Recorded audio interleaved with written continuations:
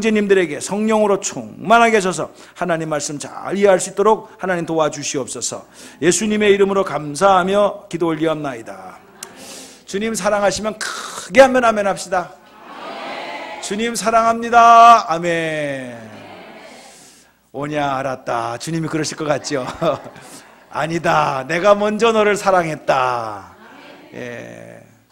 주님이 먼저 우리를 사랑했기 때문에 우리가 찬양 듣고 난 다음에 박수를 더 많이 친 것처럼 은혜를 먼저 받았기 때문에 주신 분이 계시기 때문에 우리가 오늘도 이 자리까지 오게 된 줄로 믿습니다. 저는 오늘 마가복음 4장 35절에서부터 41절까지의 말씀을 가지고 인생에 풍랑이 올 때, 어려움이 올 때 우리는 어떻게 해야 되느냐, 이런 문제를 오늘 본문 말씀을 중심으로 말씀을 증거하기를 원합니다. 오늘 마가복음 4장 35절을 보게 되면 그날 저물 때에 제자들에게 이르시되 우리가 저편으로 건너가자, 이렇게 시작을 합니다. 사랑하는 성도님들, 인생에는 꼭 낮과 같은 잘 풀릴 때, 잘 보일 때, 이때만 있는 것이 아니라 인생에는 밤이 있습니다. 어두워서 보이지 않을 때가 있습니다. 그러니까 그날 저물 때에 제자들에게 이르시되 우리가 저편으로 건너가자라는 말씀은 그냥 어두우니까 여기서 끝났고 절로 가자, 이렇게 쉽게 해석할 수도 있지만은 주님의 마음은 다 영적인 말씀이고 의미가 깊기 때문에 그렇게만 받아들이면 안 되죠. 낮에 어떤 일이 있었습니까? 우리 주님께서 정말 4가지의 밭을 이 4장에서 앞부분에 설명을 쫙 하십니다. 그러면서 뭐 돌짝밭, 딜가, 뭐 가시밭 이런 거 다 설명하시면서, 그러면서 옥토밭에서 30배, 60배, 100배 결실을 맺게 될 것이다 라고 하는 영적인 말씀을 쫙 설명을 해 주십니다. 그 말씀을 들으려고 수많은 사람들이 예수님 앞으로 확 몰렸고요, 예수님께서 미처 거기에 다 쏠리니까 할 수가 없어서 배를 갖다가 이마만큼 띄워가지고 배 위에서 육지에 있는 자기를 따르는 백성들을 향해서 설교를 기가 막히게 하십니다. 많은 사람들이 그 말씀의 은혜를 받고 12 제자들은요, 예수님이 설교하시는 것을 은혜를 받지만은 또 수많은 사람들이 오니까 거기 좀 앉아 떠들지 마, 안내가 필요할 거 아닙니까? 정리정돈을 해줘야 될 거 아닙니까? 그러면서 베드로를 중심으로 해서 12 제자들이 그냥 열심히 주님의 사역 말씀 앞에서 이제 정리정돈을 이렇게 하고 있습니다.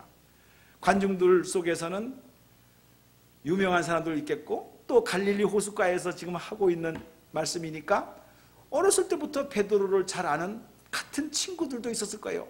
베드로 출세했네, 뭐 업으로 고기만 잡을 줄 알았더니만 저 훌륭하신 선생님을 따라다니면서 저렇게 열심히 사역을 하는 거 보니까 대단하네, 뭐 이러면서 우쭐우쭐 했을 거예요. 그러면서 제자들은 정리정돈을 하면서 그래, 저 인기 있는 저 예수님, 저 훌륭한 예수님을 잘 도우면은 나도 언젠가는 인생의 풍요로움을 얻을 수 있을 것이다, 이런 출세와 성공을 가지고 아마 열심히 따랐을 것이라고 저는 생각을 합니다. 이것이 낮에 있었던 일이에요. 낮에 예수님께서 돌짝밭, 가시밭이 있다, 딱딱한 길가가 있다, 그런 말을 하더라도 그건 하나도 안 들려요. 그리고 맨 마지막에 30배, 60배, 100배 결실이 이루어질지어당 아멘, 그 소리만 아멘 하면서 이제 받아들이면서 붕 떴을 거란 말이죠. 주님은 그걸 아신 거예요. 내가 말한 것은 30배, 60배, 100배는 있지만 그것만 말한 것이 아닌데, 그렇게 되기 위해서 얼마나 내 마음에 있는 가시를 뽑아야 되는데, 내 몸에 있는 돌을 끄집어내야 되는데, 그것은 생각 안 하고 결과만 가지고 붕 떠 있는 제자들을 향해서 아니다, 너희들이 낮에 그렇게 좋은 말씀을 들었다면 그것이 내 것이 되기 위해서는 인생의 밤이 왔을 때는 어떻게 되는 줄 아느냐, 해가 저물 때 우리가 저쪽으로 한번 가보자 라고 하면서 일부러 제자들을 낮에 배웠던 그 은혜, 그 믿음이 인생의 밤이 왔을 때에도, 그 말은 인생의 풍랑이 올 때에도 끝까지 그 믿음을 가지고 가느냐, 이거를 보시기를 원했던 거예요. 그래서 저물매, 오늘 첫 번째 말씀이 저물매 우리가 저편으로 건너가자, 이렇게 말씀하신 것이죠. 그런데 제자들은 그 깊은 뜻을 모르고 붕 떴으니까 네 가자 그러면 가야죠, 얼른 타십시오, 갑시다, 그러면서 이제 가는데 아니나 다를까 갈릴리 그 호숫가, 큰 호숫가, 그렇기 때문에 너무나 커서 이제 바다라고 부르는데 거기를 갔다가 지나가는 가운데 광풍이 확 불기 시작했더라는 거예요. 여러분, 먼저 생각해야 될 것은 제자들이 가자, 예수님께서 가자, 불순종한 게 아니에요. 순종했거든요. 근데 광풍이 불었어요.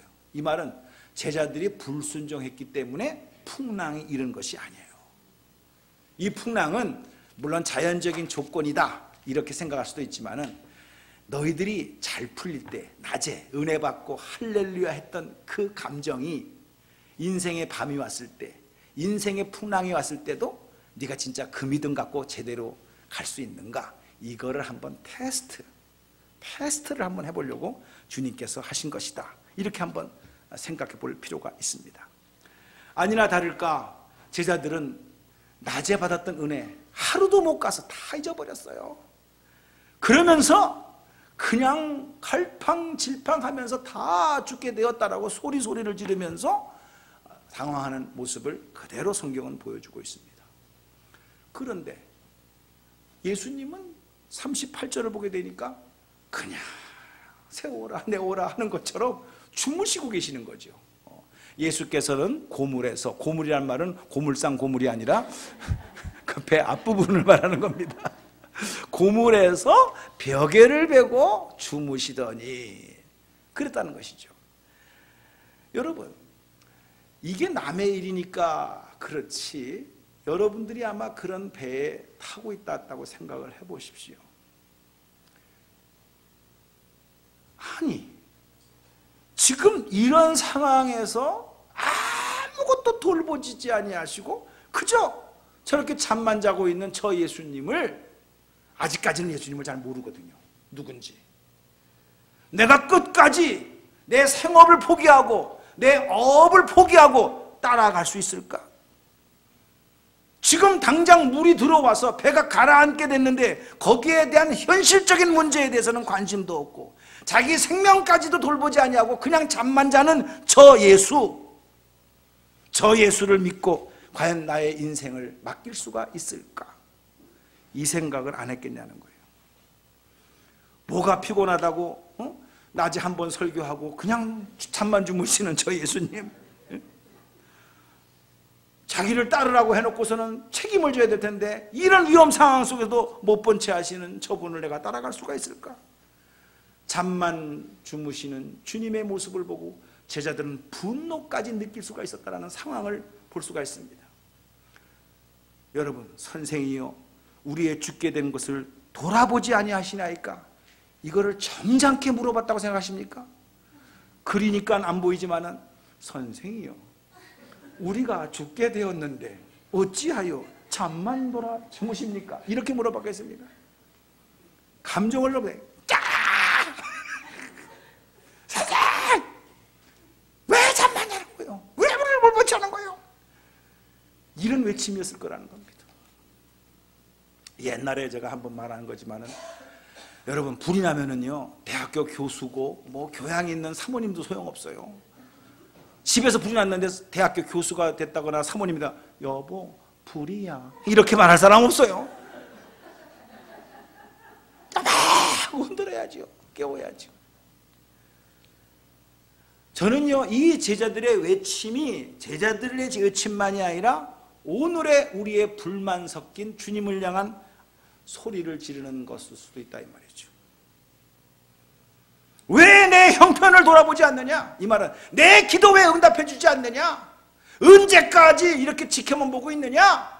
라고 하면서 주님 앞에 기도하는 태도가 원망, 불평, 그리고 그냥 뭐라 그럴까요? 분노까지 섞여가면서 하나님 아버지 앞에 아버지!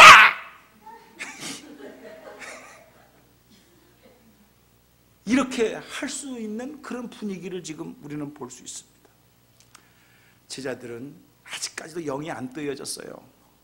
그래서 주무시는 그 눈에 보이는 현실적인 주님의 모습만 봤지, 그 주무시는 주님의 마음은 아직까지 읽어보지를 못했다라는 거 아닙니까? 주님의 진정한 모습이 무엇일까?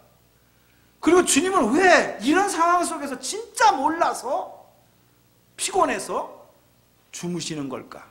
오늘 이 문제를 한번 생각해 보기를 원합니다. 조금 전에 말씀했다시피 주님은 이 오늘 본문 말씀에서도 보신 바와 같이 어찌하여 너희가 무서워하느냐, 어찌하여 너희가 믿음이 아직도 없느냐, 이것밖에 믿음이 안 되느냐, 이렇게 물어보시는 것을 보게 되면 결국 주님의 관심은 기적도 아니고 멋있는 설교도 아니고 기적과 믿음과 설교를 통해서 진짜 너희들이 진짜 믿음을 갖고 있느냐, 그것을 키우시려고 하시는 주님의 의도가 있다는 것을 우리는 볼 수가 있습니다. 그래서 인생의 잘 돌아갈 때 생겼던 믿음이 있습니다. 그러나 그 믿음만 갖고는 우리가 인생을 이겨나갈 수가 없어요. 인생의 밤, 인생의 폭풍우가 올 때 나의 믿음이 진짜 믿음인가, 살아있는 믿음이냐, 이거를 우리 주님께서는 검증할 필요가 있었다는 사실입니다. 그래서 주님께서는 아마 저는 일부러 주무시는 척하고 있었는지도 모른다고 저는 생각을 해보았습니다. 솔직히 제자들이 주님을 막 깨우듯이 했던 것은 가만히 보게 되면 그동안의 기적을 못 봤던 것도 아니고 그 주님의 능력을 체험 안 해본 것도 아니지만은 그것이 나의 현실로 왔을 때 과연 주님은 나하고 어떤 관계냐, 이런 구체적인 남의 얘기가 아니라, 남의 병을 고쳐주는 그 주님이 아니라 내가 죽게 생겼는데, 내가 지금 어렵게 생겼는데 그 주님은 나에게 오셔서 어떤 영향을 줄 수 있을까, 이 문제를 다시 한번 우리가 확인해 볼 필요가 있다는 사실입니다. 자, 이거는 오늘도 마찬가지입니다. 주님은 이렇게 여러분들에게 물어보십니다. 저에게도 물어보십니다. 너는 예수님이 어떤 분이냐 라고 믿고 따르느냐는 거예요. 여러분이 그냥 주일이라서 여기 오신 거 너무 감사한데, 당신은 하나님을, 예수님을 어떤 분이라고 믿고 오늘 이곳까지 와서 예배를 드리느냐, 이거 한번 생각해 보기를 원합니다. 마가복음 1장 1절은 이렇게 시작하는 거 아닙니까? 예수 그리스도가 하나님의 아들이다. 그리고 그분이 그리스도다. 그리고 그분으로 말미암아 복음이 시작이 됐다. 마가복음 1장 1절은 그렇게 시작을 합니다. 그리고 다른 성경에 보게 되면 마태복음 1장 21절을 보게 되게 되면 이렇게 말합니다. 예수가 구원자라는 거예요. 아들을 낳으리니 그 이름을 예수라 하라. 이는 자기 백성의 죄에서 구원할 자이심이라. 아멘입니까? 21절 읽어봅시다. 시작. 아들을 낳으리니 이름을 예수라 하라. 이는 그가 자기 백성을 그들의 죄에서 구원할 자이심이라 하니라 그랬어요. 이건 천사가 와서 마리아에게 계시를 해준 내용입니다. 요셉에게 계시를 해준 내용입니다. 아들을 낳을 것이다. 낳기도 전에 벌써 아들인지 딸인지 다 알아요. 예수가 메시아다. 예수가 우리를 죄에서 구원할 자다. 여러분, 구원할 자를 같은 배에 태우고 가면서 두려워하고 있는 거예요. 참 이게 아이러니컬한 분위기입니다. 그러니까 이거는 예수가 진짜 우리를 이 풍랑에서도 구원할 자라는 것을 체험 못한 거지요. 확실히 알았으면은 두려움은 있을 수 있지만 순간적으로 분명히 구원해 주실 것이다 라고 금방 마음에 평강이 왔을 거 아니겠습니까? 그렇습니다. 우리 주님은요, 먼저 이거예요.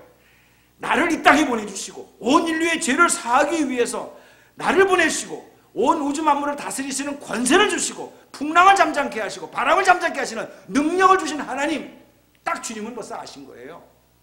그래서 풍랑이 있더라도 잠잠해질 것이다.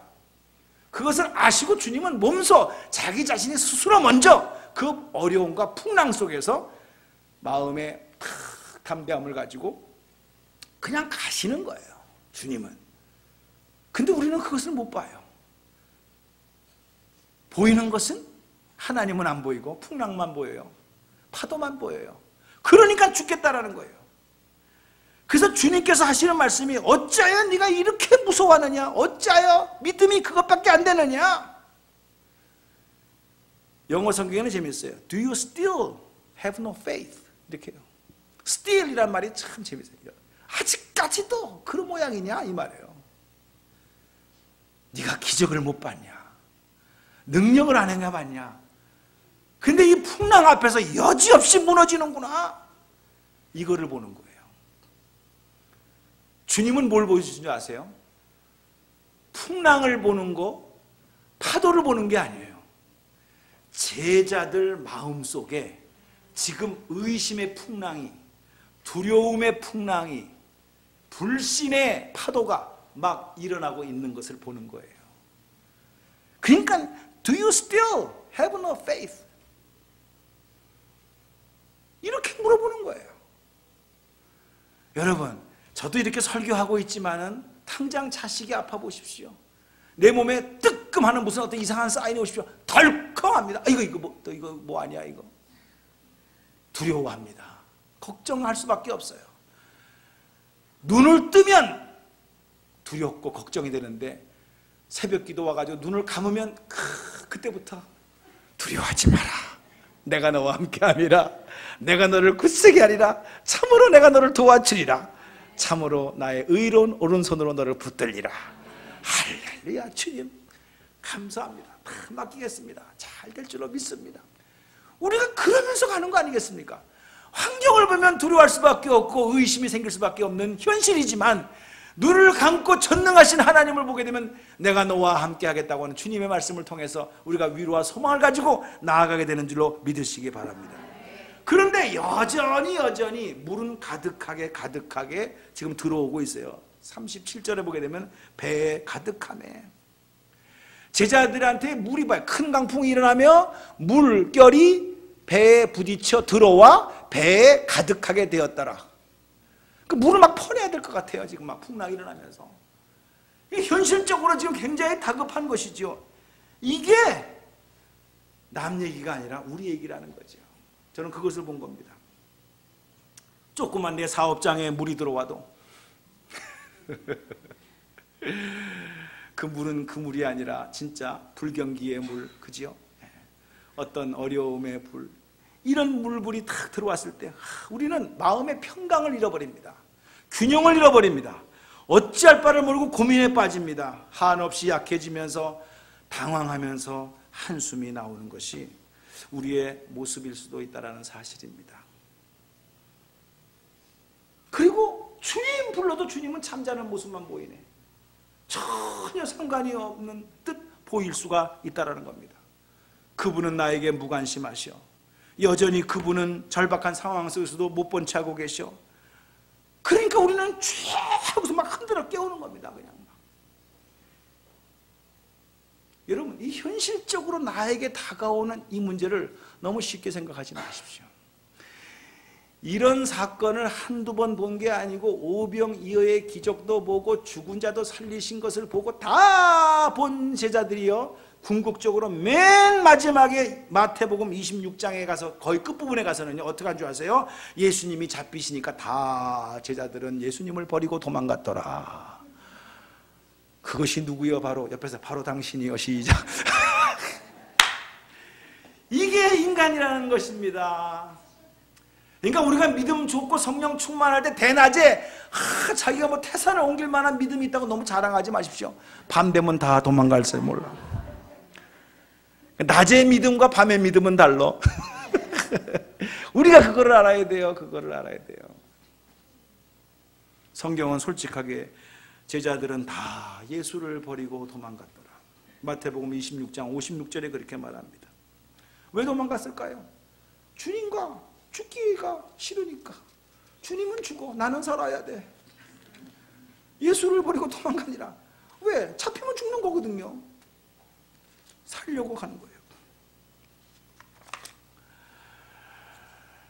우리가 다시 한번 주님은 이 광풍을 통해서 낮에 배웠던, 낮에 은혜 받았던, 인생이 잘 풀릴 때 은혜 받았던, 생겼던 믿음, 그게 진짜 믿음인지, 어려울 때도 그 믿음이 계속 갈 것인지 한번 테스트를 해보는 중요한 메시지가 여기에 담겨져 있는데, 그래서 제일 첫 번째 우리가 함께 해야 될 말씀은, 주님이 지금 어디 계십니까?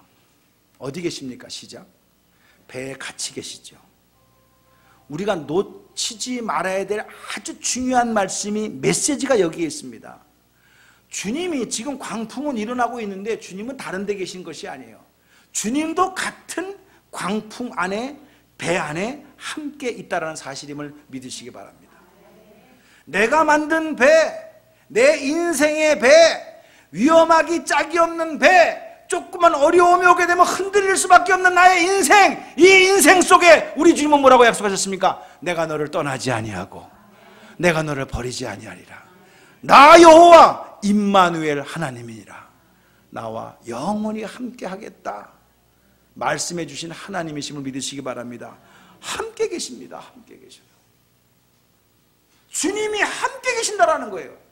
여러분, 주님이 함께 계신다는 그 사실 자체는 함께만 있다는 것이 아니라 주님이 함께 계시면 역사가 일어날 줄로 믿습니다. 이게 임마누엘의 신앙이에요.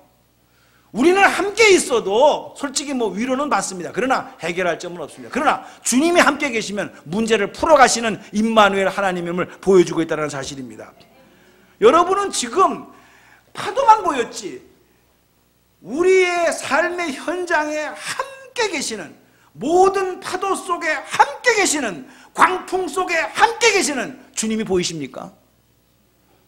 그게 보이면은 우리는 더 이상 두려워할 필요가 없습니다.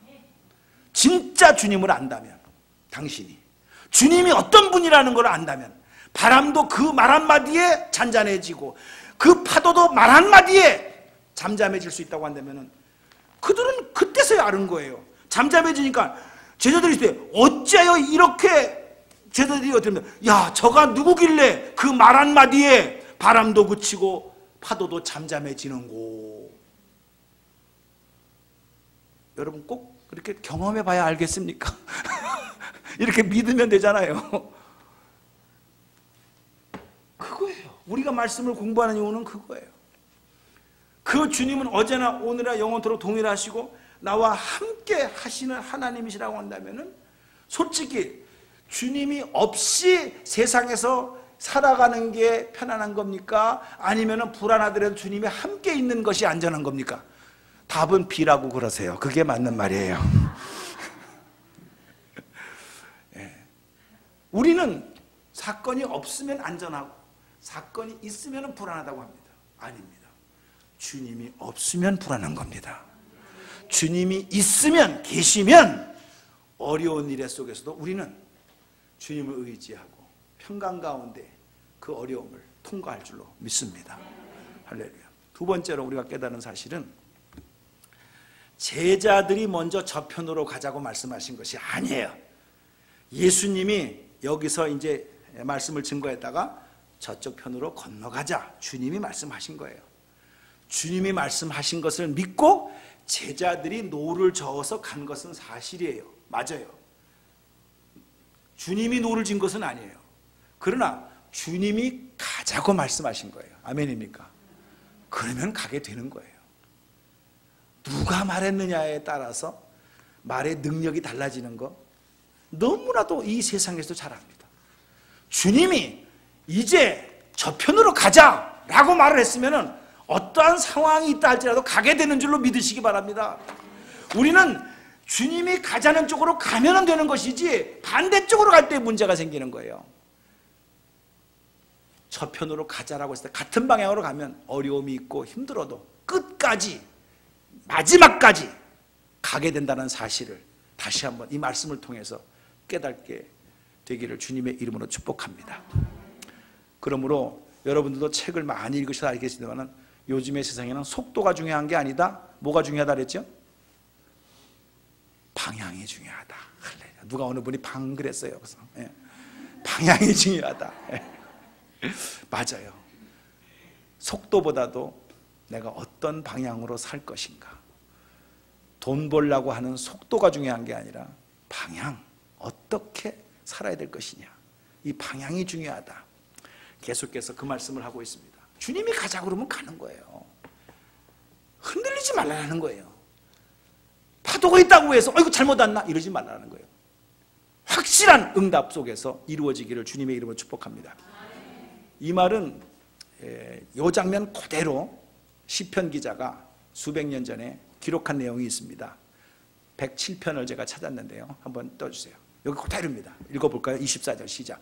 여호와의 행사와 그 기사를 바다에서 보나니 25절 여호와께서 명하신즉 광풍이 일어나서 바다 물결을 일으키시는도다 26절 저희가 하늘에 올랐다가 깊은 곳에 내리니 그 위험을 인하여 그 영혼이 녹는도다 27절 저희가 이리저리 구르며 취한 자같이 비틀거리니 지각이 혼돈하도다 28절 이에 저희가 그 근심 중에서 여호와께 부르짖음에 그 고통에서 인도하여 내시고 29절 광풍을 평정히 하사 물결로 잔잔케 하시는도다 30절 저희가 평온함을 인하여 기뻐하는 중에 여호와께서 저희를 소원의 항구로 인도하시는도다.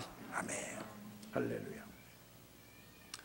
우리의 인생의 배는 조금만 어려워도 이렇게 파도가 쳐도 흔들릴 수밖에 없는 그런 무력함입니다.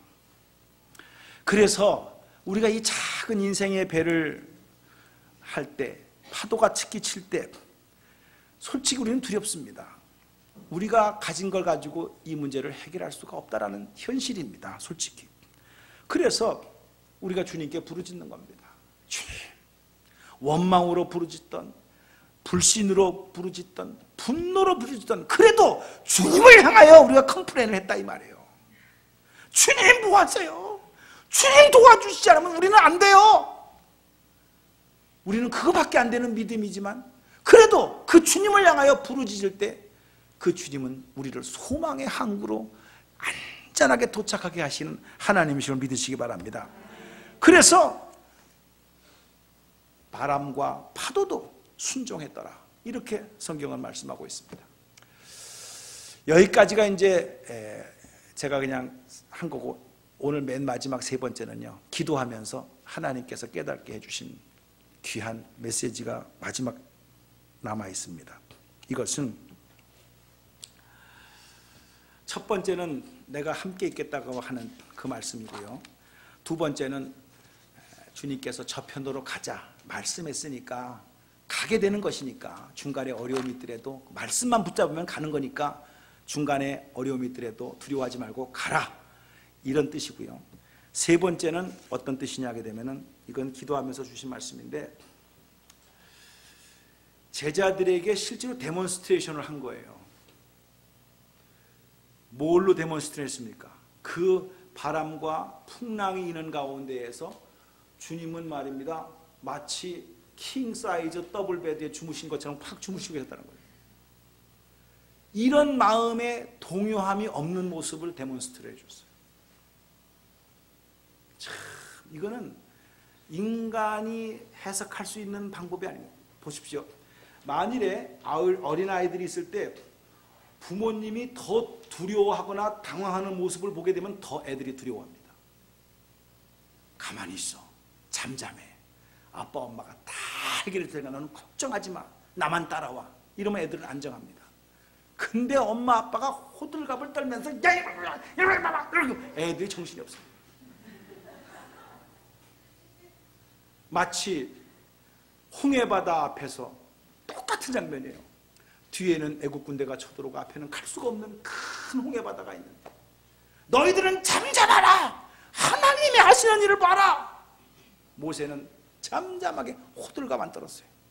하나님이 하시는 일을 봐라. 자기의 지팡이를 탁 내밀었어요. 홍해바다가 갈라졌으니까 다행이지, 안 갈라져서 어떻게 했을 거예요. 하나님 하시는 바라 쫙 했는데 가만히.